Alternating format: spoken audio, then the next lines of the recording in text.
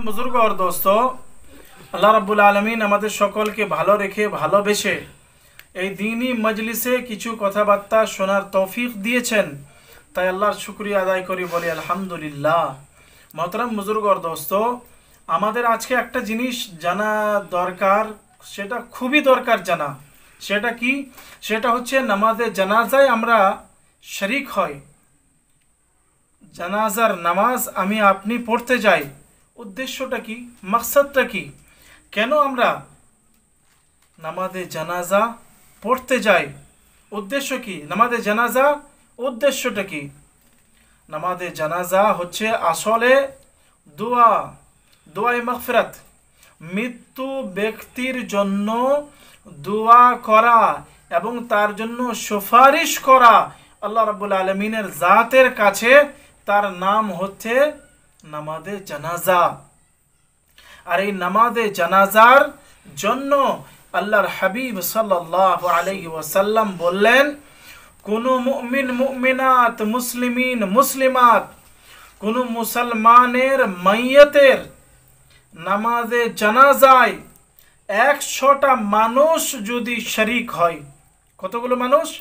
100টা মানুষ তার নামাজে জানাজায়, মানে মৃত্যু ব্যক্তির নামাজে জানাজায় যদি শরীক হয়, যায়, পৌঁছায় আর নামাজে জানাজা পড়ে আর তার জন্য দোয়ায়ে মাগফিরাত করে, তার জন্য সুপারিশ করে, তো আল্লাহর হাবিব সাল্লাল্লাহু আলাইহি ওয়াসাল্লাম বলেন যে আল্লাহ তাআলা তার সুপারিশকে কবুল করে নেন। কখন? সেই মাইয়াতের ওপরে 100টা ব্যক্তি নামাজে জানাজায় যখন শরীক হয়, তাহলে আমার আপনার নামাজে জানাজায় 100টা না, হাজার হাজার মানুষ যে জানাজায় শরীক হয়, লক্ষ লক্ষ মানুষ যে জানাজায় শরীক হয়, তাহলে সে মৃত্যু ব্যক্তির তার হাল, তার হাকিকত আল্লাহ রাব্বুল আলামিনের জাতই জানেন। নাম্বার 1। নাম্বার 2, আল্লাহর হাবিব সাল্লাল্লাহু আলাইহি ওয়াসাল্লাম বলেন, কোন ব্যক্তির নামাজে জানাজায় 40টা মানুষ যদি শরীক হয়, কতগুলো?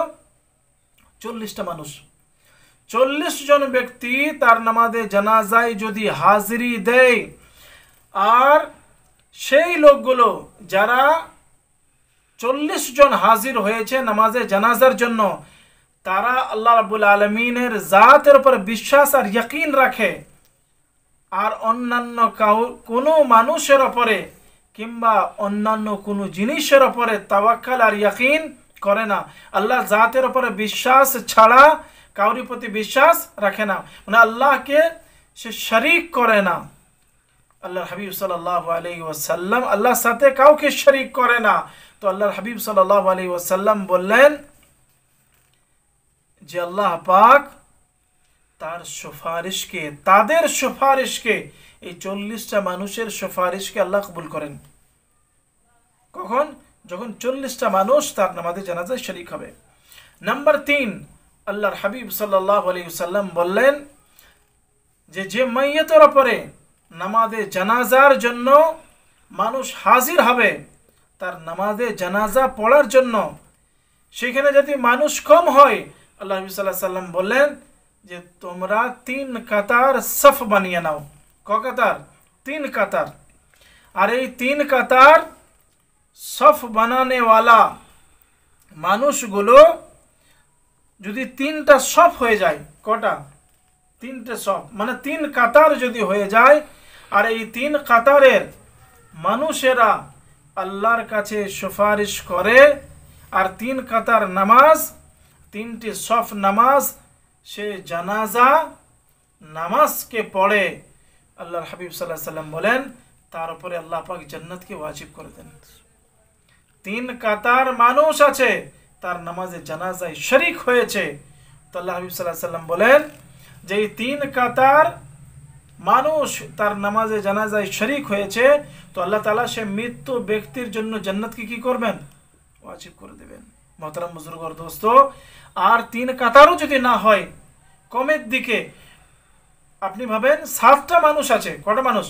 7 জন তার নামাজে জানাজায় শরীক হয়েছে, তখন কি হবে?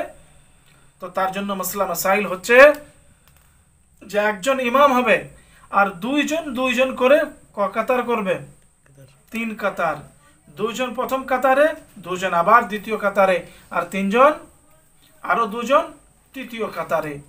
তো 3টি কাতার কাউরির জন্য যদি হয় তো আল্লাহর হাবিব সাল্লাল্লাহু আলাইহি ওয়াসাল্লাম বলেন আল্লাহ পাক তার জন্য কি করেন, জান্নাতকে ওয়াজিব করে দেন। তো মুহতারাম বুজুর্গ দোস্ত, আমরা জানতে পারলাম যে নামাজে জানাজা সে কি, নামাজে জানাজায় মানুষ বেশি হাজিরি দিলে, নামাজে জানাজায় শরীক হলে মৃত্যু ব্যক্তির লাভ কি হয়। আল্লাহ রাব্বুল আলামিনের কাছে দোয়া করব আল্লাহ পাক আমাদের সকলকে যেন এই সব কথাগুলোর প্রতি আমল করার তৌফিক দান করেন। ওয়া আখিরু দাওয়ানা আলহামদুলিল্লাহি রাব্বিল আলামিন।